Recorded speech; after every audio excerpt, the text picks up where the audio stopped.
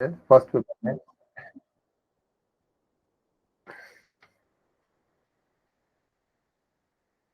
हमने last class में हमने यहाँ तक किया था कि परा और अपरा हमने देखा था।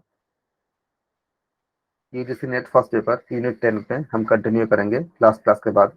हमने लास्ट क्लास में देखा था कि परा और अपरा के बारे में। परा ऐसा ज्ञान जो वेदों से प्राप्त होता है और उच्चतर और आध्यात्मिक ज्ञान होता है, जो हमने उपनिषद और बाकी जगह भी हमने अध्ययन किया है। अपरा जो हमें जीवन से मिलती है, अर्थात ये निम्न मानते हैं धर्मनिरपेक्ष विज्ञान, शिक्षा, व्यक्ति के जो हम क्या देखते हैं कि इंसान के शारीरिक, मानसिक, बौद्धिक और आध्यात्मिक, इनका क्या होती है सर्वोन्मुख, मतलब वो आपका उत्थान का माध्यम होता है। जो अध्यापक भी हम उसको मानते हैं, जो लगातार एक विद्यार्थी की तरह सीखते रहते हैं, अधिगम करते रहते हैं। ये परा और अपरा तो हमने यहाँ पे देखा, हमने जो हमें उपनिषद में तत्व में मिले हैं। क्या हम आधुनिक विज्ञान में इसको हम कहीं देख पाते हैं? माइक खोल कर बताएंगे, बताइए, जिनको आता है बता सकते हैं। आधुनिक विज्ञान में क्या आपने कहीं पढ़ा ऐसे बातें जो नॉर्म आपका कॉमन टर्मिनोलॉजी में, जो आपके सिलेबस में है भी अलग तरह से दिया है, जिसको हमने इसी बातों को पढ़ा हमने? कोई कह सकते हैं इसको, किसी को आइडिया है? WHO की जो हेल्थ की डेफिनेशन है स्वास्थ्य की। हाँ, उन WHO में अभी जो उन्होंने, लेकिन उन्होंने स्पिरिचुअल हेल्थ को इंक्लूड नहीं किया है, लेकिन उन्होंने बोला कि ये बहुत महत्वपूर्ण रोल होता है। लेकिन जब उन्होंने कोशिश की इंक्लूड करने के लिए, तो इतने सारे आपके ब्रांचेस आ गए, सबने ये बोलने लगे कि हाँ मतलब इसको भी करना चाहिए, तभी वो कंक्लूड नहीं किए। लेकिन ये है उनका ये मानना। लेकिन विज्ञान के किसी किसी ब्रांच में ये सब बातें बताई गई है अलग भाषा में? साइकोलॉजी। जी बिल्कुल। साइकोलॉजी में अगर मुझे बात चल रही है, अगर मुझे साइकोलॉजी पढ़ाने के लिए अगर होगा तो मैं साइकोलॉजी पढ़ाऊंगा आप लोगों को। अभी मैं बता रहा हूँ। साइकोलॉजी में नीड के बारे में बताया गया है। एक तो हमने सिगमंड फ्राइड के बारे में पढ़ेंगे, उनके बहुत बहुत विस्तार से है। उसके बाद कुछ और साइकोलॉजिस्ट आए थे, उन्होंने नीड के बारे में बताया। हिंदी इंसान के चार जो नीड ऐसे होती है जो लोअर नीड होती है, जो हमें मतलब कम से कम चार नीड। हालांकि उन्होंने उसका और भी उन्होंने ब्रांचेस उन्होंने बताए हैं। अगर मैं पढ़ाऊंगा तो उससे समझाऊंगा उस पर। भय भूख नींद सेक्स, ये आपका चार जो है आपका निम्न आपका लोअर नीड होती है। और जो हायर नीड होती है ये कॉन्शियस लेवल की होती है, मतलब आपका जो स्पिरिचुअल कॉन्शियस होती है उसके होती है, जिसको हमने हायर नीड कहते हैं। उन्होंने खाली शब्दों को चेंज कर दिया, परा अपरा की जगह पे लोअर नीड हायर नीड बताया। और इसके उन्होंने बहुत सारे डिटेल में मतलब व्याख्या की है। हम उसमें जाएंगे तो हमारे इसमें ये हमें हट जाएगा, तो मैं खाली शॉर्ट शॉर्ट में बता रहा हूँ। परा और अपरा के बारे में जो हम बात कर रहे हैं यहाँ पे, परा मतलब क्या हुआ कि ऐसा ज्ञान जो वेदों से प्राप्त होते हैं, उच्चतर आध्यात्मिक ज्ञान। इन्होंने इसी से बोला है कि इंसान में हायर नीड और लोअर नीड दो तरह के क्लासिफिकेशन किए हैं। लोअर नीड में ये आती है जो हम लोग डेली काम करते हैं, भय भूख नींद और सेक्स, ये आपका चार में आती है। और उन्होंने और भी ये बात बताया कि हम अपने बॉडी के अंदर इंसान में जो नेचर होता है उसमें आप मतलब आप लोग पढ़ चुके होंगे कि कैटाबॉलिज्म एनाबॉलिज्म, अगर ये सब आपको फैमिलियर होते हैं सब टर्म से, कि हम खुद ही अपना पोषण भी करते हैं और वैसे भी काम करते हैं जिससे हमारा खुद का विनाश या नष्ट भी होता हो। ये हम खुद ही करते हैं। कोई कह सकते हो कि ये हम दोनों चीज कैसे करते हैं?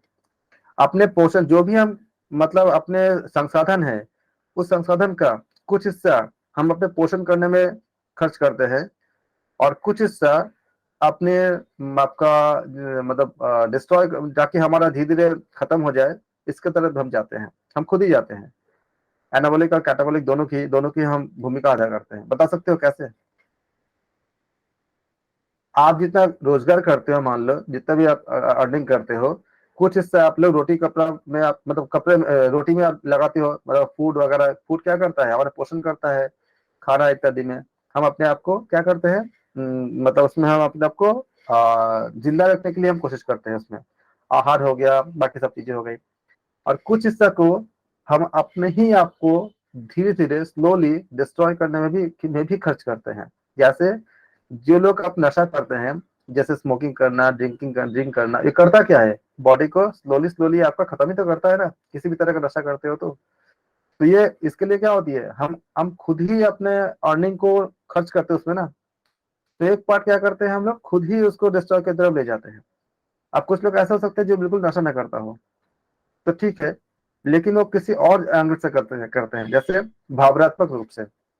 एक तो विचार ऐसा होता है जो सात्विक होता है, जिससे हम अपने आप को स्पिरिचुअल करते हैं, अपने आप को ग्रोथ करते हैं, जैसे हमने गीता, भगवत गीता, उपनिषद इत्यादि करके अपने विचारों को शुद्ध करके हम अपने क्या करते हैं, जीवन को पोषण करते हैं। ऐसे भी जानते हो कि इन सब ग्रंथों का असर ये होती है कि हमारे शरीर से तनाव इत्यादि खत्म हो जाती है और स्ट्रेस खत्म होती है, तो हमारे अंदर बहुत से सकारात्मक विचार उत्पन्न होते हैं। ये जो सकारात्मक विचार होती है वो हमारे शरीर को, सेल को, हमारे पूरा मैकेनिज्म को पुष्ट करता है, तो हमारे क्या जीवन की वृद्धि होती है, प्राणायाम, प्राण का विस्तार। और इसी जगह से हमारे जो थॉट होती है, इस थॉट में कुछ हिस्सा हम ऐसे भी जोड़ लेते हैं जिसमें किसी का ईर्ष्या करना, चुगली करना, नेगेटिविटी करना, अननेसेसरी मतलब हम राय बना लेते हैं जिसकी जरूरत ही नहीं है, या किसी को मतलब किसी के लिए कुछ बुरा भला, मतलब जो नेगेटिव थॉट होती है कहाँ से आती है, मन से उत्पन्न करते हैं। ये नेगेटिव थॉट जब शरीर आपका जब साइकोसोमेटिक यानी जब मन में आता है, उसके बाद वो हमारे शरीर में जितने हॉर्मोन्स और बाकी जो चीजें है उसको इम्बैलेंस करता है, बीमार करता है। क्या होता है, धीरे धीरे हम अपने आप को मतलब विनाश की तरफ ले जाते हैं। ये भी आपका उसका हिस्सा है, मनोविज्ञान में ये सब चीजें समझाया गया है। तो यहाँ पे देखो इसी को बता रहा है कि शब्द अलग है, कुछ हद तक धीरे धीरे, जबकि इतना दूर तक आ नहीं पाए क्योंकि 100 साल ही हुई है करीब करीब, आपका जो मनोविज्ञान जितना डेवलप हुई है, उसका पहले तो करीब बेसिक बेसिक था। मनोविज्ञान जानते हो, मन का विज्ञान नहीं है, सबसे बड़ी बात है। अभी जो परिभाषा बताते हैं ये है, क्या है, बिहेवियर का साइंस है, इसी वजह से साइंस ऑफ बिहेवियर। मन का विज्ञान नहीं माना गया, आत्मा का भी विज्ञान नहीं माना गया। तो ये आपका जो है, हम देखते हैं कि ये परा क्या होते हैं, ऐसा ज्ञान जो हमें वेदों से प्राप्त होता है, और अपरा जो हमें क्या करता है, ये अपरा क्या करता है, आपका हायर कॉन्शियस को लेकर जाता है, जिसको उन्होंने मनोविज्ञान में बोला कि हायर नीड, इंसान के हायर नीड। जब उसका लोअर नीड पूरी हो जाती है इंसान की, तब वो हायर नीड की तरफ जाता है। किसी को अगर कुछ भी कोई कमी नहीं है, तब भी वो शांत नहीं बैठा है। जिसके पास बहुत पैसा है, सब कुछ है, तब भी वो शांत नहीं बैठा है। उसको लगता है कि कुछ कमी है, क्या कमी है, तब वो ढूंढता है, अपने आप को ढूंढता है, वो सोल को ढूंढता है, आत्मा को ढूंढता है। ये क्या करता है, हायर नीड की तरफ जाता है।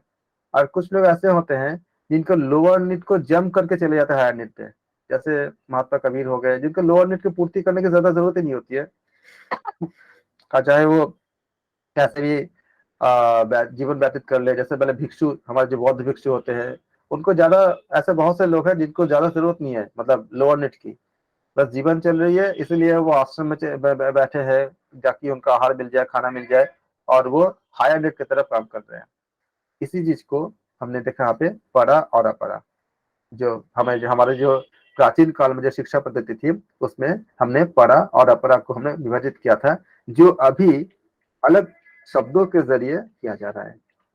इसमें क्या था, मूल रूप से प्राचीन शिक्षा प्रक्रिया में जो बुनियादी चरण थे वो तीन आपका चरण थे। पहले क्या था, श्रवण, श्रुति या श्रवण के द्वारा ज्ञान प्राप्त करने की अवस्था, हम पहले भी वही बात कर चुके थे। खाली सुन करके, पहले वेदों की जो ज्ञान होती थी वो उसको लिखते, नोट्स वगैरह कोई नहीं बनाता था, खाली सुनते सुनकर ही हम पूरा पूरा उस समय हम सीख पाते थे, क्योंकि हमारे ब्रह्मचर्य और दूसरी चीजें बहुत ज्यादा उन्नत था।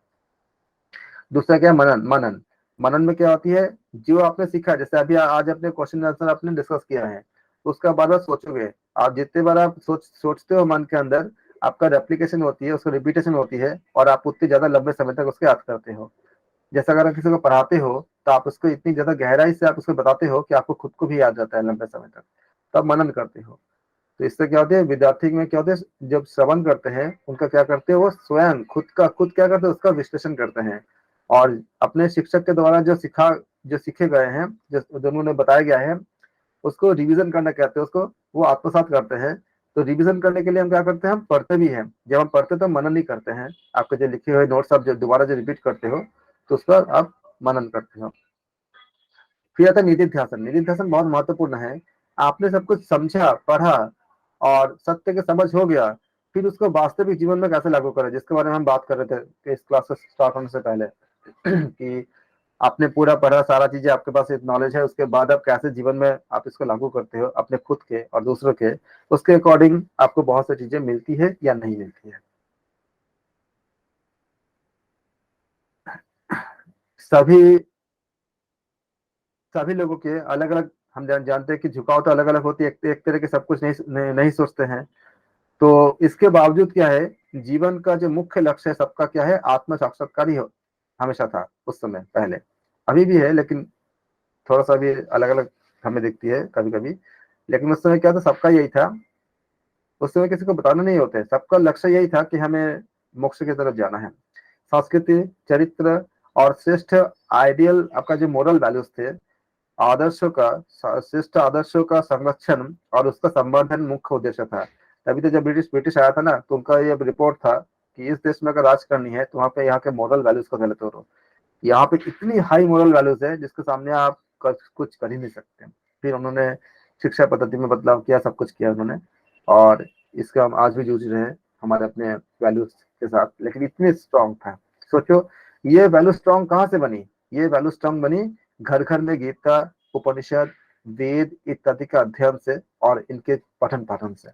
इसलिए आज भी हम कर सकते हैं, बशर्ते आप अपने घर में शुरू कर दो और हर कोई अपने घर में शुरू कर दे, धीरे धीरे फैलेगा, फिर वापस दोबारा वो दिन आएगा। इसकी बहुत ज्यादा जरूरत है।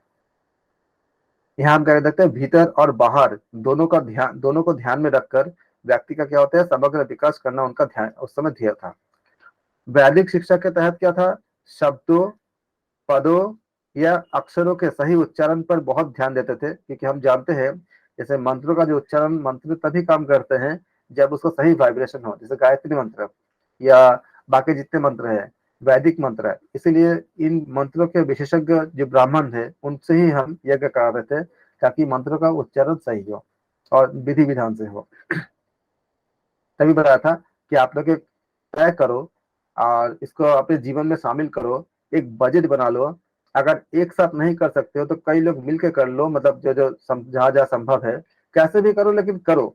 एक मकान में ऐसा करो, एक सुपात्र सुयोग्य ब्राह्मण को आप महीने में कम से कम 15 दिन में, महीने में, हफ्ते में, जैसे भी जिसको सुविधा हो, लेकिन कम से कम महीने में एक बार जरूर करो। इसका शोध बहुत अच्छी है कि महीने में भी करते हो तो आपके घर के दीवारों पे और जो पूरे मकान के ऐसे ऐसे पार्टिकल जाके चिपक जाते हैं, जिससे आपके घर पे बहुत सी सकारात्मक ऊर्जाएं होती है, नकारात्मक ऊर्जा अपने आप खत्म हो जाती है और वायरस बैक्टीरिया सब खत्म हो जाती है। जैसे अभी भी देखो कि कोविड पता नहीं क्या क्या सब आता आ रहा है। अगर आप लोग ऐसा करते रहोगे तो बहुत अच्छा होगा, इसलिए जरूर करें। और जो भी सामग्री है वो शुद्ध, उसमें शुद्ध डालें, क्योंकि रासायनिक अभिक्रिया होनी है। जब जलेगा तो उसको रासायनिक अभिक्रिया होगा, अगर वो मिलावट होगा तो फिर उसका परिणाम अच्छा क्या बुरा भी हो सकता है, क्योंकि अगर मिलावट होगा तो मार्केट जाओगे बोलोगे हवन वाला घी, तो हवन वाला घी का मतलब वो सोचते हैं कि कुछ मिलावटी वाला घी देना है, तो वो सही घी नहीं देता। तो आप गाय का घी का ही इस्तेमाल करो और जितना शुद्ध हो सकता है उतना शुद्ध का इस्तेमाल करो। इस तरह से जरूर करो। ये पहले की जाती थी और इसी से हमारा मोरल वैल्यूज इतनी हाई हाई थी। यही बताया गया इसमें कि भारतीय ऋषियों ने स्वयं को सुपात्र, समझदार और संसार और आध्यात्मिक शक्तियों के अध्ययन के लिए समर्पित कर दिया था। उनके अनुसार अपने जीवन को भी उन्होंने ढाल दिया था, तभी हम इतने ज्यादा अच्छे हुए थे। छात्रों का पहले क्या था, छात्रों का गुरुकुल में प्रवेश औपचारिक समारोह, मतलब उसमें दीक्षा करते थे, उपनयन आपका जो होती थी, उपनयन समारोह यानी दीक्षा के द्वारा हम करते थे। यह कहा जाता है कि गुरु के घर, हम उस समय कहते थे कि गुरु के घर में बच्चे जब जाते थे तो गुरु के घर, नए घर में उनका दूसरा जन्म हुआ, उसको दीज कहते थे। दी मतलब दो, अब मतलब जन्म लेना, मतलब दोबारा जन्म। इसलिए ब्राह्मण के एक नाम क्या होती है, द्विज भी होती है, जिसको ज्ञान प्राप्त करने के लिए होते हैं। तो इसलिए इसलिए उनका नाम द्विज होते थे। अगर एग्जाम में प्रश्न आ जाए तब इसका आंसर करना। शिक्षा 5 वर्ष की आयु से ही प्रारंभ, आपको इसको विद्यारंभ कहते थे, इसको प्रारंभ होती थी। और विद्यारंभ नाम के एक समारोह से प्रारंभ होती थी और यह अक्षर सीखना और देवी सरस्वती की पूजा करना, ये सब सम्मिलित होता था। उपनयन समारोह 8 से 12 साल की आयु के बीच में शुरू होता था। ये आपका एग्जाम प्रश्न बन गया कि प्राचीन अध्ययन में प्राचीन काल में जो उपनयन समारोह के टाइमिंग के बारे में अगर पूछा जाएगा तो उपनयन समारोह समारोह 8 से 12 साल की आयु के बीच में शुरू होता था। तब क्या करते इसको ब्रह्मचारी कहते थे उस समय, जिस समय ये उपनयन शुरू होती थी। अपनी शिक्षा समाप्त करने के बाद एक ब्रह्मचारी क्या होता था, गृहस्थ बनने के योग्य होता था। ये कब आएगा ऐसा प्रश्न, जब आपका हमारे प्राचीन शिक्षा पद्धति से जब प्रश्न पूछे जाएंगे, तब पूछे जाएंगे कि आयु के बारे में। देखो फैक्टोरियल डेटा मिल गई ना, क्या था, उपनयन 8 से 12 साल की आयु, ये आपका पूछे जाएंगे एग्जाम में ऑप्शन में कि प्राचीन भारत के जो शिक्षा पद्धति में उपनयन समारोह की आपका आयु का आपका रेंज क्या था, 8 से 12, 9 से 13, इस तरह का अलग अलग आ सकता है, तो इसका आप याद करेंगे। महिलाओं के लिए भी उच्च स्तर की शिक्षा थी, बहुत ज्यादा सम्मान था महिलाओं के लिए। घर में वे संगीत और नृत्य सीख सकती थी, उन्हें भी उपनयन समारोह से गुजरना पड़ता था। यहाँ पे मत यानी धर्म, सदाचार या कर्तव्य, आइडियलिज्म यानी आदर्श, प्रथाओं और आचरण का कुल एक संयोजन था।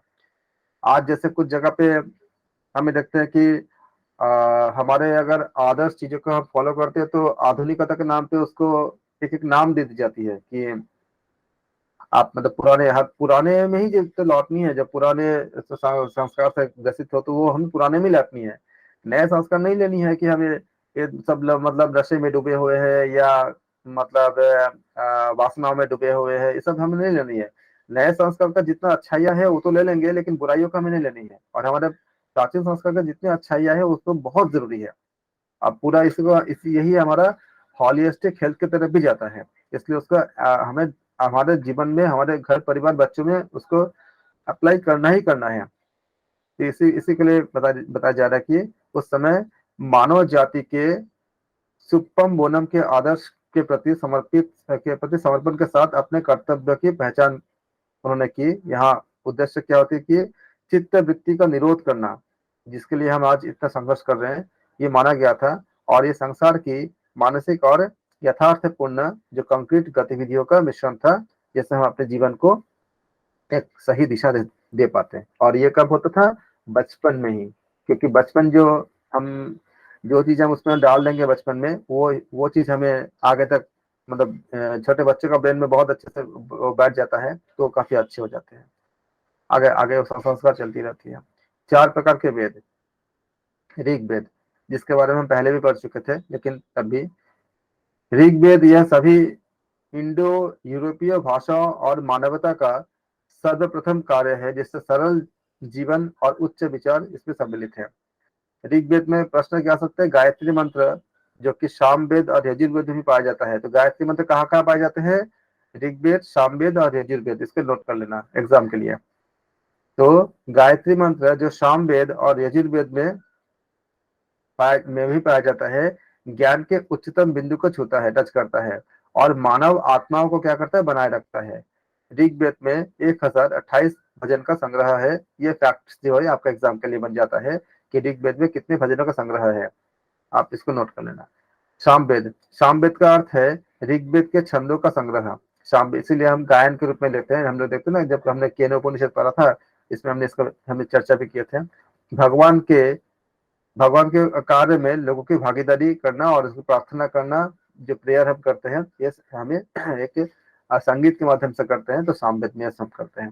फिर यजुर्वेद, यहाँ पे क्या है, गद्य मंत्रों का संग्रह है।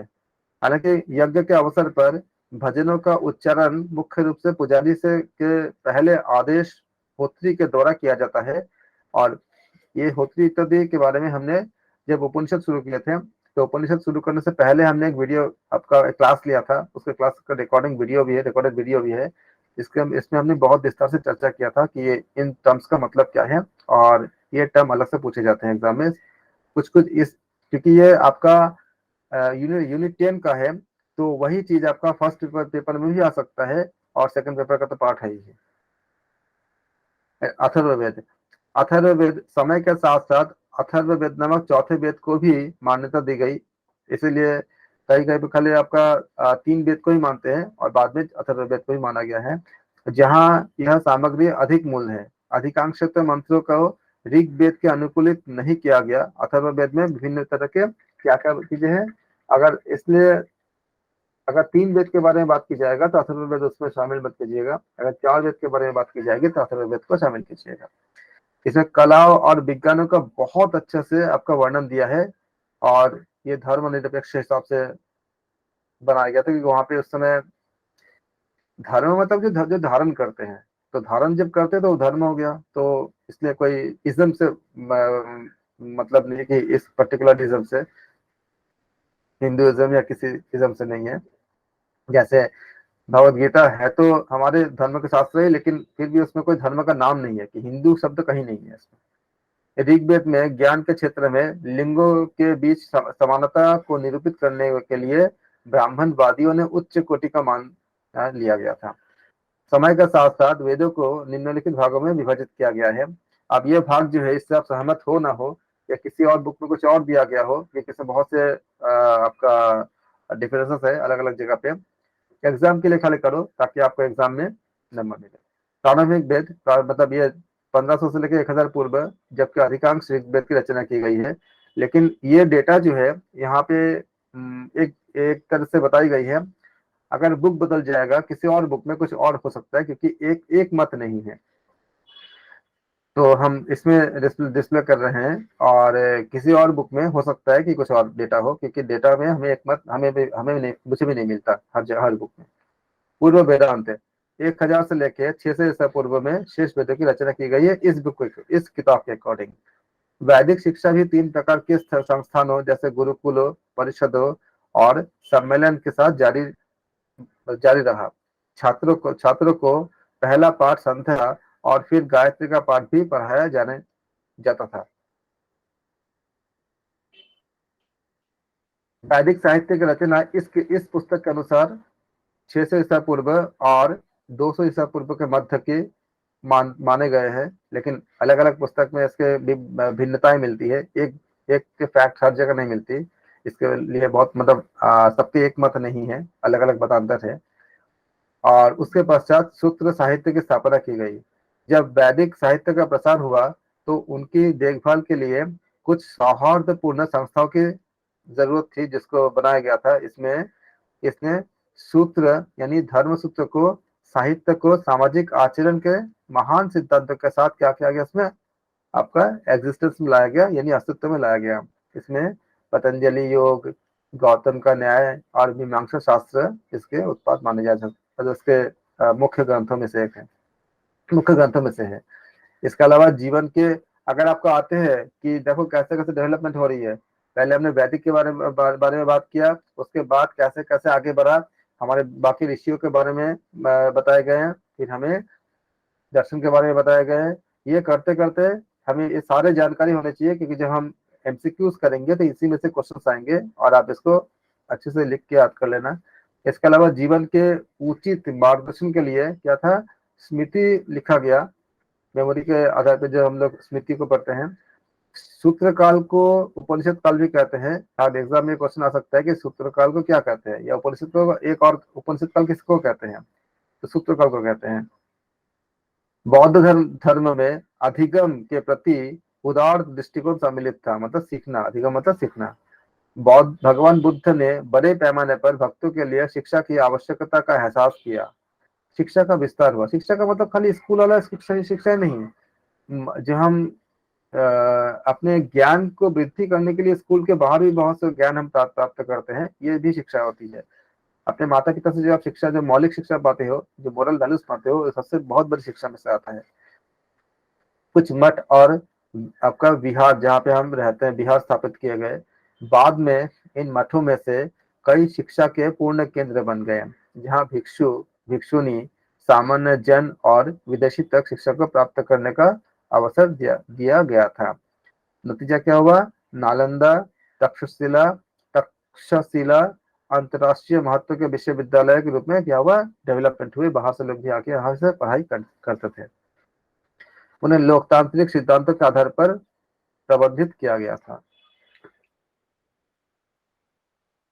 इसके लिए उन्होंने बहुत से शिक्षक की नियुक्ति की है।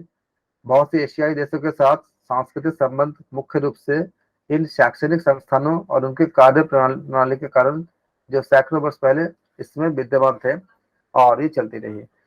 इससे क्या हुआ कि हमें बाकी के देशों के साथ हमें हमारा संबंध भी अच्छे हुए। उनका संस्कृति को हमने जाना, हमारे संस्कृति को उन्होंने जाना, हमारे ज्ञान का एक्सचेंज हुए, आदान प्रदान हुए। ये हम लगातार डेवलपमेंट करते जा रहे हैं। ये मत सोचो कि ये हम पहले भी जानते हैं। एक एक करके पूरा करो। जैसे मैंने मॉर्निंग में मैं बताया था, ये तो हम पहले भी पढ़ लेंगे, पढ़ चुके हैं, या कहीं और भी है, या हमने देख लेंगे। ये सब चीजें क्या होती है, वो आपका पीछे करता है, कभी बाद में होता नहीं है। अभी पढ़ रहे हो, अभी पूरा कर लो, फिर बाद में होगा तो होगा, देखा जाएगा। ये जो हमारे होता है ना कि बुक से पढ़ लेंगे, कहीं और कर लेंगे, इससे हमारा वो टलती रहती है, फिर हो नहीं पाता। इसलिए जो साथ साथ आप कॉपी पेन या जो आप रखे हो साथ में, उसमें जो जो आपको लगता है कि आपके लिए नया है या आपको लिखना चाहिए, साथ साथ लिख लो, अभी रेडी कर लो, बात के लिए नहीं छोड़ना है। यहाँ 8 वर्ष की आयु का बच्चा भी अपनी शिक्षा देता था, जो आखिर में पता 8 साल के उम्र के बच्चे भी करते थे, जो सभी जातियों के लिए खुला था। दीक्षा समारोह के बाद उनकी शिक्षा भिक्षु के रूप में प्रारंभ होती थी। आज भी देखते जो उपनयन होते थे, क्या तो भिक्षा मांगते ना, उन्हें अब भ्रमण कहा जाता था। पहली भाषा व्यावसायिक और धार्मिक शिक्षा के लिए शिक्षा का माध्यम था। बौद्ध धर्म के शिक्षा प्रणाली में अध्ययन के मुख्य विषय में क्या करते थे, पीटक करते थे। तो आप एग्जाम में आता है कि बौद्ध धर्म के शिक्षा प्रणाली में जो अध्ययन के विषय को क्या कहते हैं, नाम क्या था, पीटक था। या लिख लो कॉपी में, पीटक का पीटक। सुत्त, विनय और अधि अभिधम्म, ये आपका उनका पाठ था। बौद्ध धर्म के तुलनात्मक ज्ञान के लिए सभी 18 विद्यालयों के कार्य, हेतु विद्या, तबदा विद्या, चिकित्सा विद्या इत्यादि वेदों को भी अध्ययन वहां पे करते थे। भारत में लिखने की कला बहुत अच्छी तरह से जानी जाती थी उस समय।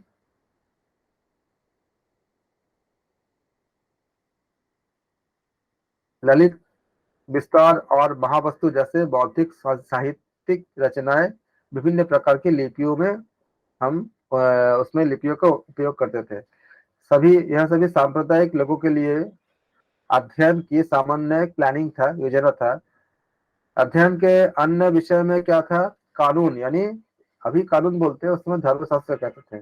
धर्मशास्त्र, अंक गणित, नैतिकता मतलब मोरल वैल्यूज, कला और वास्तुकला, शिल्प विद्या, सैन्य विज्ञान यानी धनुर्विद्या, सैन्य विज्ञान आज कहते हैं, उसमें धनुष का उपयोग होता था, तो धनुर्विद्या, प्रदर्शन कला इत्यादि थे।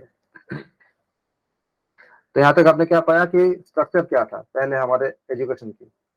उसके बाद आती है आपका एग्जाम कैसे होता था, परीक्षा और उपाधियां, एग्जामिनेशन एंड डिग्रीज। पहले हमारे हमारे पहले वैदिक काल में कैसे होते थे, आज की तरह वहाँ पे एग्जाम नहीं होते थे। सबसे पहले गुरु ही, जो गुरुदेव शिक्षा देते थे, वही मौखिक रूप से प्रश्न पूछकर यह तय करते थे कि किसी शिष्य ने सही ज्ञान प्राप्त कर लिया है या नहीं। इसके बाद उन्होंने उन्हें विद्वानों की सभा में उपस्थित करते थे। तो पहले गुरुदेव खुद जांच लेते तय करते थे, उसके बाद उनको विद्वानों की सभा में क्या करते थे, उपस्थित करते थे। ये विद्वान इन छात्रों से, जैसे अभी आप नहीं करते इंटरव्यू लेते नहीं है, बहुत से विद्वान हमसे प्रश्न पूछते एक साथ, उसी प्रकार से ये विद्वान इन छात्रों से प्रश्न पूछते थे और संतुष्ट होने पर उन्हें सफल घोषित करते थे। वैदिक काल में सफल छात्रों को कोई प्रमाण पत्र नहीं दिए जाते थे, उनकी योग्यता ही उनका प्रमाण पत्र होती थी। परंतु जो छात्र, याद रखना, वैदिक काल में किसी को कोई सर्टिफिकेट वगैरह नहीं होती थी, परंतु जो छात्र गुरुकुल का 12 वर्षीय सामान्य पाठ्यक्रम अथवा एक वेद का अध्ययन पूरा कर लेते थे, उनको स्नातक कहते थे। अब यहाँ प्रश्न बनेगा आपका, स्नातक पहले किसको मानते थे, जो 12 साल का एक पाठ्यक्रम को पूरा करते थे, या जो बहुत ज्यादा मेरिटस होते थे, वो अगर किसी भी एक वेद का पूरा अध्ययन कर लेते थे तो उनको स्नातक।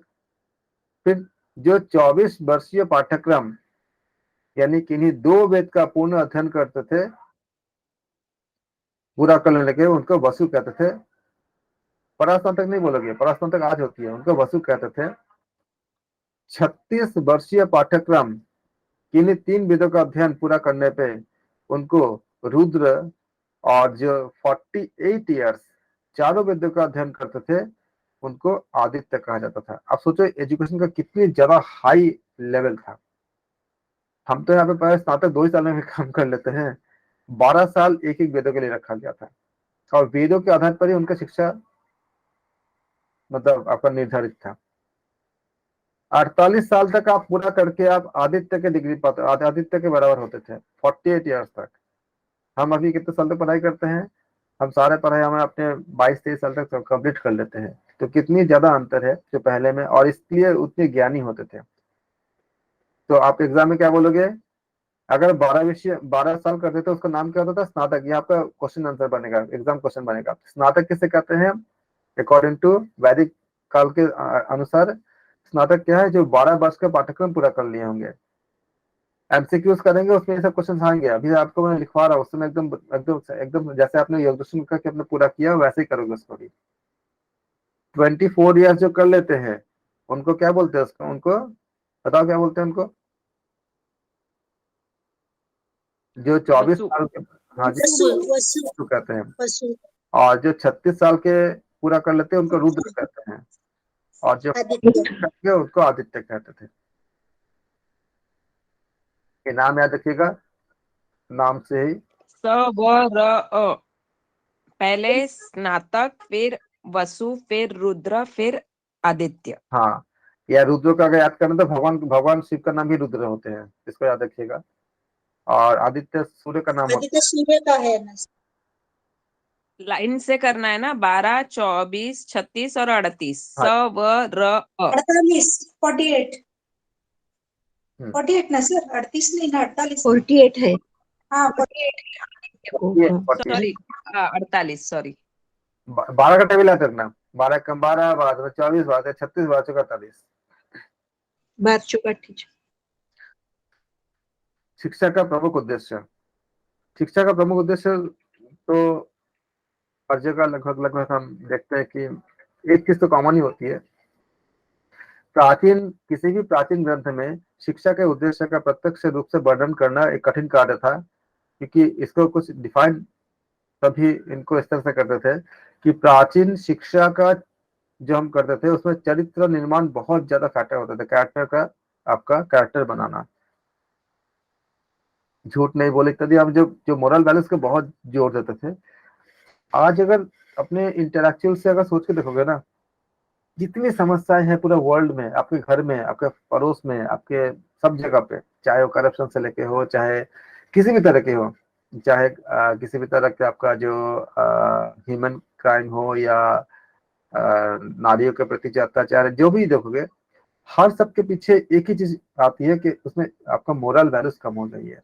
अगर मोरल वैल्यूज स्ट्रांग रहेगा तो कोई रिश्वत लेगा क्या, नहीं लेगा।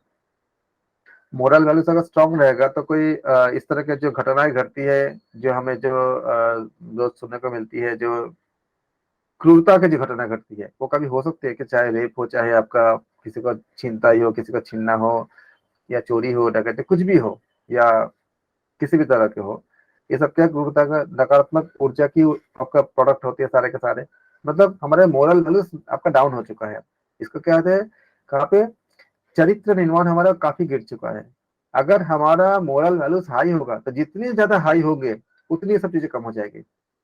अब ये हाई करना, एक मैच्योर इंसान को अगर हम हाई करना चाहेंगे तो उसका पहले का जो सोच है उसको हमको बदल के हाई करने पड़ेंगे। लेकिन एक बचपन बच्चे को अगर करेंगे तो उसको कुछ पहले का होता ही नहीं है, उसको हम पहली बार डाल रहे हैं तो उसका करना बड़ा आसान होता है। इसीलिए चरित्र निर्माण को इतने ज्यादा महत्व दिया गया था। अगर ये दोबारा हो जाए तो क्या हमारे जीवन में इतने सारे समस्याएं होंगे, नहीं होंगे, कितने घट जाएगा। इकोनॉमिकल क्राइम भी कितना घट जाएगा कि इतना गरीबी रहेगा ही नहीं। हमारे देश में पैसों की ज्यादा ज्यादा दिक्कत नहीं है। हमारे देश में कुछ डेटा बता दो आपको, जितने खाना हमारे देश में वेस्ट होती है ना, वो लगभग कुछ साल पहले का डेटा है ये, लगभग उतना आपका शायद ब्रिटेन में खपत होती है पूरा पूरा देश में। उनका उतना जितना, उनका पूरा देश में जितना खाना खाया जाता है उतना हम वेस्ट कर देते हैं। लेकिन हमारे देश में कितने लोग भूखे सोते हैं। अगर हमारे मन में उनके लिए कुछ सहानुभूति उत्पन्न हो जाए तो शायद हम एक ऐसा चैनल बना सकते हैं जिसमें ऐसे आहार की जो आपका ऐसे बनी भी है, कई लोगों ने इसको काम भी करे, कुछ एनजीओ वगैरह काम भी कर रहे हैं, लेकिन उसके इतनी मात्रा में होना चाहिए कि जिसको इस तरह के घर पे खाना खाना नहीं है वो आके खाना वहां से ले सकते हैं, और जिनके घर में खाना एक्सेस है वो जमा कर सकते हैं, दे सकते हैं। इस तरह से हमें, अगर हम अपने, लेकिन हम करते क्यों नहीं है? क्योंकि हमारे मोरल वैल्यूज उस लेवल तक हैवी है नहीं। तभी तभी इसको सही करने के लिए, इसको करने के लिए उस समय शिक्षा का महान उद्देश्य में से यह था कि मोरल वैल्यूज को हम डेवलप करें। तो उससे क्या होगा कि हमारे किसी भी तरह का जो अपराध है इतनी कम हो जाती है, इतनी कम हो जाती है। साइकोसोमेटिक डिजीज भी आपका कम हो जाएगी अगर ये सब चीजें कम हो जाएगी तो हमारे चिकित्सा में जब जितना खर्च करते हैं, जितना समय, रिसोर्सेस, पैसा, सब जब खर्च करते हैं, इतना तकलीफ, इतना कष्ट है, सब कुछ आपको खत्म हो जाती है अगर हमारा चरित्र का निर्माण सही होता है तो। इसीलिए भारतीय शास्त्र में चरित्र निर्माण को, भारतीय शास्त्र में बहुत ज्यादा अधिक महत्व दिया गया था। इसको आभूषण माना गया था। अब कहते भी है ना कि अगर पैसा गया तो कुछ नहीं गया, चरित्र अगर स्वास्थ्य गया तो कुछ नष्ट हुआ, लेकिन चरित्र गया तो सब कुछ नष्ट हो गया। तो इसको माना गया था इसमें। चरित्र एवं आचरण से हीन व्यक्ति की सर्वत्र निंदा की गई। जिसके पास चरित्र एवं आचरण से हीन व्यक्ति की, जिसके पास चरित्र और आचरण अच्छी नहीं होती है, उसको निंदा की गई है। सभी वेदों का ज्ञाता विद्वान भी सच चरित्रता के अभाव में श्रेष्ठ नहीं है, किंतु केवल गायत्री मंत्र का ज्ञाता पंडित भी यदि वह चरित्रवान है तो वह श्रेष्ठ कहलाने के योग्य है। ये उस समय के स्ट्रक्चर में बताया गया था। लेकिन ये भी बात है कि जितना हमारे आइडियल बातें हैं उसको स्थान, काल और पात्र के अनुरूप ही हमें अपने जीवन में उतारना चाहिए। क्योंकि बहुत अच्छी एक बात है कि अगर कोई भूखा है उसको खाना खिलाना चाहिए। अब सामने वाला भूखा, अगर कोई उसके मन में अगर कोई दूसरा अगर गलत उद्देश्य रहा होगा, अगर उद्देश्य अगर आपके सामने आता है तो उस समय तो खाना नहीं खिलाना चाहिए, उस समय तो अपनी सुरक्षा करना चाहिए। इसलिए इसी को बोला गया निधिध्यासन, मतलब आप सही समय पे सही फैसला ले सको। तो किस समय क्या सही है उसके हिसाब से लेनी होती है, अपने सुरक्षा करते हुए, अपने सेफ्टी करते हुए, और कोई हमारे चीजों का दुरुपयोग न कर सके, इसको भी ध्यान में रखना होता है कि जिसको जरूरत नहीं है लेकिन भिक्षा मांगना उनका ऐसे, मतलब जॉब में से है, उनका आवश्यकता नहीं है, तो ऐसे लोगों को नहीं देना चाहिए क्योंकि आप इसको प्रमोट करते हो। लेकिन जिसको वास्तव में बहुत ज्यादा दुखी है, जैसे मान लो कि हो जाती है कभी कभी, कहीं भी भूकंप आ जाता है, कहीं भी कुछ हो जाता है जहाँ पे जरूरत बहुत ज्यादा है, उस समय करना चाहिए। जहाँ पे स्थान, जिसको हम लोग भगवत गीता में देखा था ना, हमने ना 17वां चैप्टर में जब हम लोग अध्ययन किया था कि सात्विक, राजसिक और तामसिक 3 तरह के दान, 3 तरह के यज्ञ सब कुछ होते थे, उसको ध्यान रखनी होती है। इसी के लिए क्योंकि निधि ध्यान था। हाँ सर, क्योंकि भीख मांगना सर आजकल जो भिखारी होते हैं ना सर, उनके पास ज्यादा प्रॉपर्टी हो गई, क्योंकि अगर किसको काम नहीं है तो बैठ जाता है, ऐसा भी टेंडेंसी बहुत हो गई ना तो सर। मैं बता रहा हूँ ना कि आज के हिसाब से जो जितने बातें बताई गई है, ये सब बातों का दो, हर चीज का दो पहलू होती है। इसलिए आप अपने हिसाब से तय, मैं भी यही करता हूँ। बातें तो अच्छी अच्छी है, लेकिन स्थान, काल, पात्र, गीता में भी यही बताया गया ना कि जो इंसान स्थान, काल, पात्र का विवेचना नहीं करके अगर दान करता है तो दाता नष्ट हो जाता है, क्योंकि वो तमोगुण में फिर आ जाता है। वो हमें स्थान, काल, पात्र का विवेचना करके ही करना चाहिए। केवल अच्छे अच्छे बातों को सुन करके, मतलब उसको विवेचना बिना किए कभी करने से उसका उल्टा परिणाम भी निकलती है। बार बार बता रहा हूँ, इसलिए नहीं होता है तो फिर प्रार्थना करो कि हे भगवान सबका अच्छा करो, सबके लिए बेहतर करो, अगर समझ नहीं आता है तो। लेकिन जहाँ पे समझ आती है, जहाँ जरूरत है वहां पे हमें करना चाहिए। चरित्र जैसे बोला, मैंने बोला आप ये कर सकते हो कि इन सबसे बचने के लिए कि ऑनलाइन पे एक ऐसा कथा करो, फेसबुक में या लाइव में या यूट्यूब में, या अपने घर के लोगों के साथ ही सत्संग करो। या कोई अगर सुनना नहीं चाहता कोई बात नहीं, आप जो लोग सुनना चाहते हो उसके साथ करते रहो। 1 महीने बाद देखोगे कि जो लोग नहीं सुनना चाहते उनको भी बदलाव आ रही है, वो भी सुनने लग गए, मैंने खुद देखा है।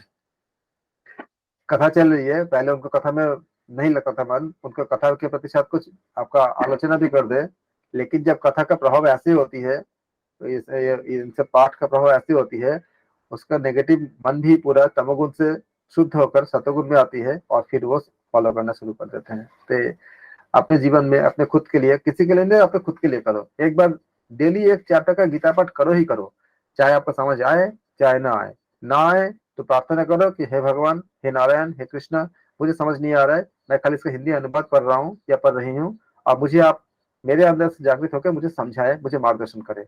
कुछ दिन बाद तक में खुद ब खुद आपके अंदर चेंजेस आएंगे। लेकिन डेली करो, बहुत जरूरी है। खुद के लिए करो कभी, किसी और के लिए कौन क्या कर रहा है नहीं कर रहा है उसको ज्यादा जरूरत नहीं है सोचने की। आप एक ऐप मैंने भेजा भी था, ऐप है, या आप छोटे से किताब ले लो गीता प्रेस की, अपने पास हमेशा रखो। रखने से भी बहुत फर्क आती है, क्योंकि आप बैठे हो, गीता रखा हुआ है, आप पढ़ लोगे एक बार।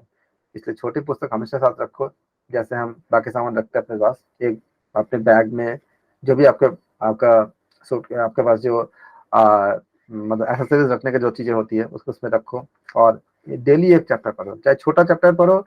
चैप्टर 12 सबसे छोटा चैप्टर है, खाली 20 श्लोक उसमें है, उसका हिंदी पढ़ लो कभी, लेकिन पढ़ो। चरित्र निर्माण का मुख्य मार्ग सत्य कर्म करना होता है। इससे प्राप्त ज्ञान से नैतिक गुणों का उदय होता है और प्रेरणा भी उत्पन्न होती है। चरित्र की विद्वता से अधिक महत्वपूर्ण माना गया है, जो हम लोग उपनिषद में भी यही बात पढ़ रहे हैं। देखो यही है ना, कि इसके नैतिक गुण की उन्नति होती है और हमें क्या मिलती है, हमें इंस्पिरेशन मिलती है, हमें प्रेरणा मिलती है। प्राचीन शिक्षा के अनुसार शिक्षा के माध्यम से ही मनुष्य अपनी तामसी और पार्श्विक वृत्तियों पर नियंत्रण रखता है। देखो यही बात हमने बोला था ना, आपका जो तमोगुणी, इसीलिए भगवान शिव का एक नाम है पशुपतिनाथ। मतलब पशुपति, पशुओं का जो पति, हमारे अंदर जो पशु का मतलब खाली जानवर नहीं है, हमारे अंदर जो तमोगुणी प्रवृत्ति है, तमस, उस तमोगुणी प्रवृत्ति को भी आपका पशु माना गया है। और उस पशु का जो पति, मतलब उनको जो उद्धार करने वाले हैं, उनको जो नष्ट करके हमें जो सतगुण देते हैं, वो भगवान शिव है। इसके लिए इसीलिए उनका एक नाम क्या है, पशुपति भी है, पशुपतिनाथ के, पशु के पति का। क्योंकि हर किसी को अच्छा इंसान चाहिए ना, आपके दोस्त, आपके जानने वाले, आपके पति या आपके पत्नी, सबको अच्छे इंसान चाहिए, बुरे इंसान किसी को नहीं चाहिए। तो बुरे कहाँ जाएंगे, ये बुराई कहाँ जाएगा, कोई लेगा, कोई नहीं लेगा। सबको अच्छा ही चाहिए, सबको सतगुण चाहिए, सबको अच्छे इंसान चाहिए। तो जो हमारे अंदर जो बुराई वृत्तियां है, वो उसको हम कहाँ लेके जाएंगे, उसी को लेके जाने के लिए भगवान कृष्ण कहते हैं, हे अर्जुन, तुम मुझको सब दे दो। तुम्हारे अंदर के जितने नेगेटिविटीज है और जितना पॉजिटिविटीज है, सब मुझे दे दो, मैं तुमको पाप रहित कर दूंगा। ये बात कोई इंसान कह सकता है? कोई ये कहेगा कि आपके नेगेटिविटी मुझे दे दो? कोई नहीं कह सकता। सबको अच्छी चाहिए, सबको पॉजिटिविटी चाहिए और होना भी चाहिए, लेकिन नेगेटिविटी कहाँ जाए फिर। इसी के लिए हमारे ग्रंथों की इतनी ज्यादा महत्व है कि ईश्वर कहते हैं कि तुम मुझे अपने तमोगुण और सतोगुण दोनों समर्पित कर दो, तमोगुण सतोगुण रजोगुण सब कुछ, मैं तुम्हें पाप रहित कर दूंगा। और इससे ज्यादा अपनापन, इससे ज्यादा हमारे शुभचिंतक, अब मुझे तो नहीं लगता कि हमें और कोई मिल सकते हैं। जब स्थितियां, कंडीशन बनते हैं, कोविड में ऐसा हुआ था कि शमशान घाट तक भी लोग जा नहीं पाए थे। तो हमारे कर्म जो होती है वो कल हमारे साथ जाती है। आगे का नहीं पता, आगे का आने वाले समय में हम क्या सामना करेंगे। लेकिन यही, जितना भी हम, अर्निंग जरूरी है, अर्निंग के बिना तो कुछ होगा, मतलब भौतिक वस्तु का ऐसा नहीं कि अर्निंग के बिना कुछ नहीं होगा, लेकिन बहुत कुछ अर्निंग के साथ ही जुड़ी होती है। तो अर्निंग जरूरी है, लेकिन ये भी बहुत जरूरी है, क्योंकि यही कर्मफल हमारे साथ जाती है। इसलिए इसीलिए आपका जो भगवान शिव का जो एक आपका नाम है पशुपतिनाथ, हमारे अंदर का जो पार्श्विक वृत्ति होती है उनके नाथ होते हैं, उनको तरने वाले होते हैं। और इस वृत्ति में हर कोई आता है, मैं, आप, दुनिया का हर कोई, हर किसी के अंदर वो तमस है और सतगुण भी है, रजगुण भी है। इसी को नियंत्रित करने के लिए अपने तामसी, और इसमें इसमें देखो कितना अच्छी बात बताई गई है। किसी को निंदा नहीं किया गया है उस समय के समय। देखो किसी का भी निंदा किया गया है कि इसके अंदर आपका पार्श्विक वृत्ति है, इसके अंदर आपका ये है वो है, किसी को नहीं। क्या बोला गया है इस लाइन पे? प्राचीन शिक्षा के अनुसार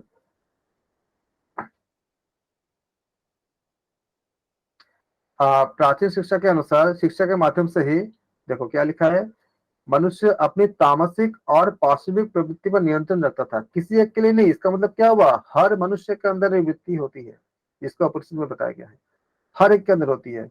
जब आप इसको एक्सेप्ट कर लेते हो तो आप किसी के प्रति क्या कोई द्वेष रखते हो, जो उसके अंदर है मेरे अंदर भी है, और मेरे अंदर भी अच्छा ही है तो उसके अंदर भी अच्छा ही है। बस अभी शायद उसका तमोगुण ज्यादा वृद्धि है तो हमें दिख रही है नेगेटिविटी, कभी सत्वगुण वृद्धि होगा तो वो भी दिखेगा। तो क्या हुआ कि माफी मांगना, माफ कर देना, या छोटी छोटी बातों पे जो जो बड़ी चीज होती है उसको तो विरोध करने, उसको तो उसके लिए तो उसको हम कुछ कर नहीं सकते, उसको तो आपको एक संघर्ष ही करने होते हैं। लेकिन छोटी छोटी चीज पे हम उससे बाहर निकल सकते हैं। तो अपने तामसिक और पाशविक वृत्तियों का नियंत्रण करता है, किसके जरिए, शिक्षा के जरिए। कौन सा शिक्षा, जो वेद, उपनिषद, भगवत गीता, इसके जरिए। आप सोचो कि हम जो उपनिषद पढ़ते हैं कितनी ज्यादा फायदेमंद है, कितनी ज्यादा हमारे जीवन को स्वच्छ करता है। शिक्षण के आरंभ में ही उसे सच्चरित्र होने की प्रेरणा मिलती थी, आज भी मिलती है। हमारे घर में भी बहुत ज्यादा, हमारे घर में तो हमें खाना ही नहीं मिलता था जब तक हम पाठ नहीं कर लेते थे, जब तक पूजा नहीं कर लेते थे। एक बहुत स्ट्रिक्ट, आज हमें उसका, मुझे उसका फायदा मिल रही है, तो मैं तो चाहता हूँ कि ऐसा हर घर में हो जाए। बहुत ही स्ट्रिक्ट था मेरे घर में, और मेरे माता जी बहुत ज्यादा स्ट्रिक्ट थे, कभी अहंकार आने देते नहीं थे। कुछ भी करते तो कभी न तो कभी खुद बोलती थी, और न कभी उन्होंने कभी मुझे बोलने दिया कि मैंने किया। मैं शब्द तो का कभी हमें मुझे उच्चारण कभी करने ही देते नहीं थे, बहुत डांट पड़ती थी कि तुम्हारे माध्यम से प्रभु ने किया, और इसका मुझे इतनी फायदा हुआ, इतने फायदा हुआ। आप लोग अगर करोगे तो आपके बच्चे भी आपके लिए बहुत ज्यादा हमेशा, मतलब आपके प्रति कृतार्थ रहेंगे, और ये बहुत बड़ी उपलब्धि होती है। धीरे धीरे यही आपका आपका डीएनए में कोड बन के आपके आ गया। जैसे कि बीमारी जाती है कि जेनेटिक बोलते हैं ना, इसी तरह से आपका ये संस्कार भी एक जेनेटिक हो जाएगा, आगे जाकर के एक स्पिरिचुअल, एक बहुत एक आपका जनरेशन ही बनता जाएगा, अगर आपके इस छोटी सी कोशिश से। तो इसमें बता गया कि गुरुकुल में आचार्य न केवल विद्यार्थी की बौद्धिक प्रगति, मतलब जब गुरुकुल में क्या होता था कि आचार्य न केवल विद्यार्थी की बौद्धिक प्रगति देखते थे, अपितु उनके नैतिक आचरण का भी निगरानी करते थे। जो उस समय नैतिकता बहुत महत्वपूर्ण में से था। आज विदेश में भी इसका बहुत शोध हो रही है, आप लोग रिसर्च वगैरह में ज्यादा देखते नहीं, शायद हम तो उसमें उसी में रहते हैं हमेशा, कि आपका मोरल वैल्यूज के जो ऊपर ज्यादा जोर देने के लिए अब वो ज्यादा वो कर रहे हैं, क्योंकि जितनी समस्याओं का मेन कारण इसी से जुड़ती है। तो आज भी जहां से कोविड आई है, या जिस तरह की बातें बताई जाती है कि जिस तरह से उत्पत्ति हुई है, अगर सबके मोरल वैल्यूज बहुत हाई होता, और समय से अगर हर कोई अगर अपनी जानकारी को शेयर कर देता पूरा दुनिया के साथ, तो क्या हमारे इतनी तबाही होती जितने हुई है, चाहे जिस भी कंट्री में उत्पत्ति हुई है। अगर सारे लोग अगर अपनी जानकारी को शेयर करते तो नहीं होती ना। ये जो हम सफर कर रहे हैं ये भी क्या है, आपका नैतिक मूल्य की कमी तो है, जो हमें सही समय में सही जानकारी हमको मिल नहीं पाती है। उसी तरह से ये देखा गया है कि जितनी समस्याएं चाहे बाहर से आए चाहे हमारे घर के अंदर से आए, उसका संबंध जो होती है ये हमारे मोरल वैल्यूज के साथ ही होती है। इसलिए मोरल वैल्यूज के आचरण की निगरानी होती थी, और उस पर ध्यान बहुत ज्यादा ज्यादा दी जाती थी। एक झूठ अगर पकड़ा जाता था उसको बहुत कड़ी सजा मिलती थी, ताकि दोबारा कभी झूठ नहीं ना बोले। और ये मैंने देखा है कि ऐसे करते हुए पहले मेरे साथ भी ऐसा हुआ था बचपन में। तो मैं तो छूट गया था सारा चीजें, कभी आया ही नहीं सब चीजें, गंदी चीजें, क्योंकि इतनी ज्यादा कड़ाई और रेस्ट्रिक्शन घर से थी। तो इस तरह से उस समय से ये शिक्षण चलती गई, और हमारे जीवन इतनी ज्यादा अच्छी थी जिस समय तक हमारे इस शिक्षा पद्धति को नष्ट नहीं किया गया था। आप लोग दोबारा शुरू करेंगे, हम आगे में पढ़ेंगे, जैसे कि महापुरुष के बारे में, जैसे हरिश्चंद्र हो गए, राम हो गए, लक्ष्मण हो गए, गीता, सावित्री इत्यादि को उदाहरण के जरिए बच्चों को इंस्पायर करते थे, उनके जो बातें बताते थे। और मैं बताऊं कि यहाँ आने के बाद हम देखते हैं कि आज के जनरेशन में, जो मैं एक बात बता रहा हूँ उसको आप लोग फॉलो करना। कुछ एक विज्ञान की एक शोध है, मैं बता देता हूँ आपको, ये बहुत अच्छी चीज है, आप लोगों के जीवन में बहुत काम आएगा। पहले क्या होता था कि हमारे समय में जब किसी बर्थडे, या जब हमारे जन्मदिन होते थे, तो माता जी क्या करते थे, खीर बनाती थी। हमारे स्ट्रक्चर क्या होता है, देखो खीर बनेगा, हम लोग उसको पता नहीं था कि पिज्जा और मतलब मैकडीज क्या होती है, वहां जाकर पार्टी वार्टी क्या होती है, कुछ नहीं पता था। खीर बनेगा घर पे और भगवान के भोग लगेंगे, फिर विशेष मंदिर में जाके, जिस मंदिर से आप ज्यादा कनेक्टेड हो वहां जाके आप पूजा करोगे। देखो इसका वैज्ञानिक आपका इम्पैक्ट क्या पड़ता है।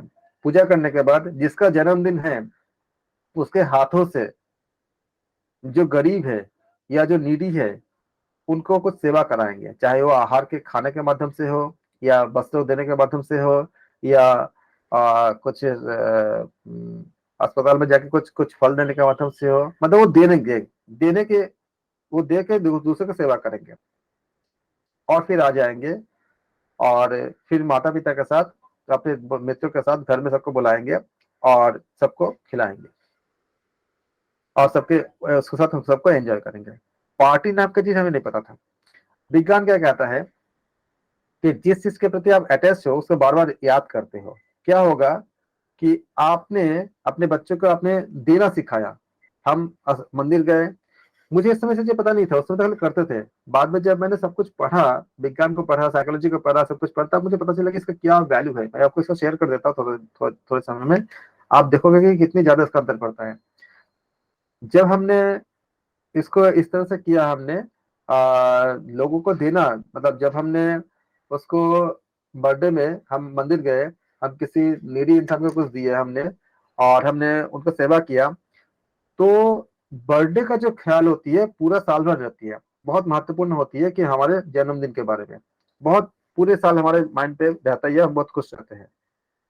जितनी बार हमारे मन में हमारे जन्मदिन का याद आएगा या जन्मदिन के पहले हम तैयारी करेंगे, हम तैयारी किसका करेंगे, लोगों को देने की तैयारी करेंगे। मतलब लोभ नहीं आएगा, त्याग आएगा। त्याग पूर्वक भोग तो कर ही रहे हैं, जन्मदिन का एंजॉय तो कर रहे हैं ना, लेकिन कैसे, लोगों की मदद करके। तो त्याग पूर्वक भोग करने की जो टेंडेंसी है मन के अंदर अपने आप बनती गई। हमें कोई गिफ्ट नहीं मिलते थे, हमें डिमांड में नहीं होता था कि हमें पता भी नहीं था कि गिफ्ट भी मिलना है। गिफ्ट तो वही है कि जाएंगे, पूजा करेंगे, सबको मदद करेंगे और हम अच्छे अच्छे कपड़े पहनेंगे और माता पिता के साथ मतलब घूमेंगे, दोस्त आएंगे, बस यही यही गिफ्ट था। गिफ्ट हमें पता नहीं था। तो क्या हुआ कि इस बार अगर हमने किसी एक को अगर हमने 2 कपड़े दिए, तो अगले बार टारगेट होता था कि अगले बार कुछ 4 कपड़े दे या किसी और लोगों को मदद करे। और पूरे साल क्या होता था, वो माइंड पे जो रिपीटेशन होता था ना कि हमने मदद मदद की थी जन्मदिन पे, हमारे प्रवृत्ति लोगों को मदद करने की ही बन जाती थी। मतलब ज्यादा कुछ होता था किसी से कुछ ले देने की प्रवृत्ति बन जाती थी, या हेल्प करने की, या जहां तक संभव हो सके हमें एक मतलब आपका भाईचारे की या एक मतलब अपने अंदर जो है एक सात्विक प्रवृत्ति प्रवृत्ति पूरा साल बनती थी। अभी जो एक शोध आई है, अब मान लो आज एक बच्चा एबीसीडी है, कोई बच्चा है, उसको आज हमने बर्थडे पे क्या दिया, हमने आईफोन दिया मान लो, या कोई हमें गिफ्ट दिया। इस गिफ्ट की कीमत कितनी है, मान लो 50,000 है। उसने लिया, दिया कुछ नहीं, तो क्या हुआ, उसको पूरे साल में उसको लेने की जो इच्छा है वो ग्रो करता रहेगा।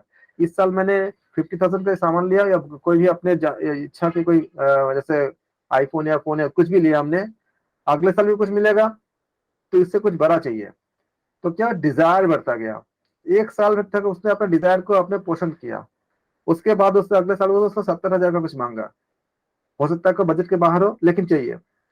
अगर आपने उसको पूर्ति कर दिया, डिजायर और बढ़ेगा, एक लोभ बढ़ेगा। तो क्या हुआ, देने की नहीं, पाने की लालसा। और ये लालसा बढ़ते बढ़ते बढ़ते बढ़ते एक समय अगर आपका बजट के बाहर होती है, तो उसमें क्या होती है, उसका बिहेवियर में कुछ चेंज आ सकती है बच्चे के बिहेवियर में, जो आपके लिए बहुत कष्टदायक हो सकता है। उस समय आपको अच्छा नहीं ले सकता है कि हमने तो पूरा हमेशा तो देता गया, आज अगर नहीं दे पा रहे ऐसा क्यों कर रहा है। लेकिन आपने ही उसको डाला था ना उसके अंदर कि पाने की प्रवृत्ति, लेने की प्रवृत्ति, लोक की प्रवृत्ति। करते करते करते करते जब वो अपने निजी जीवन में जब जाएगा रियल लाइफ में, तो उसको हर जगह से उसको पाने की लालसा रहेगा, देने की नहीं। और उस पाने की लालसा के लिए कभी कभी वो तमोगुण को इतना ज्यादा बढ़ा लेता है, शायद उसको कभी दुख का भी, बहुत ज्यादा बड़े बड़े दुख का या बड़े बड़े चीजों का, ऐसे चीजों का सामना करना होता है जिसको जिससे वो काफी दुखी होता है बाद में। तो हमारे उपनिषद के जो बातें हैं उससे ठीक उल्टा हो जाता है जब हम लेने की प्रवृत्ति की तरफ जाते हैं। जैसे आपका कुछ मोमेंट ऐसे होती है साल में हमेशा जो हमें पूरे साल तक याद रहता है, जैसे कि आपका मैरिज एनिवर्सरी हो गया, बर्थडे हो गया, या नया साल का आपका जो जश्न हो गया। हर जगह पे मैंने देखा था, हमारे घर पे हर जश्न पे इस तरह से मनाते थे। हर जश्न का एक कॉमन पार्ट था कि मंदिर में जाके उसके भगवान के प्रति अर्पित करना, पूजा करना।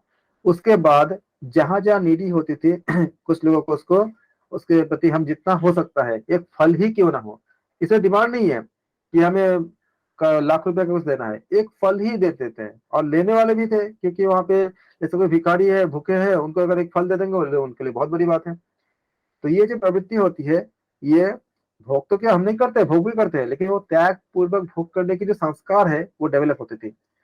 और इसके ऊपर जो जो रिसर्च पेपर बनी थी और उसको मैंने पढ़ा, मुझे इतनी अच्छी लगी कि सोचो कितनी गहरी बात थी, एक बचपन से जो हमारे अंदर संस्कार के रूप में डाली थी। और वाकई में मैं अपने अंदर पाता हूँ, मैं अपने अंदर भी ये चीज पाता हूँ कि वो डिजायर नहीं बची है कि ये करना है, वो करना है, ऐसा पाना वैसा नहीं पाना, कोई बात नहीं, मिल गया तो अच्छी बात है।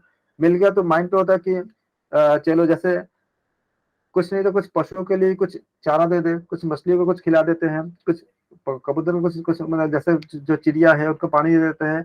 एक मन में बन जाता है आपके अंदर। जब मन में बन जाएगा तो वो जो भावना है वो आपका बहुत स्पिरिचुअल और स्ट्रेस लेस कर देगा, क्योंकि जब आप ऐसा देने की भावना रखते हो तब सबसे पहले आपका तनाव खत्म होती है। और तनाव खत्म होती है तो सारे सारे समस्या का तनाव में से बहुत बड़ी कारण है तनाव होती है। क्योंकि आप जब किसी को लिए देते हो तो वो तनाव अपने आप रिलीज होती है, इतने सारे बीमारियों का इलाज अपने आप हो जाती है जो तनाव से उत्पन्न होती है, लगभग 99% से ज्यादा बीमारियां।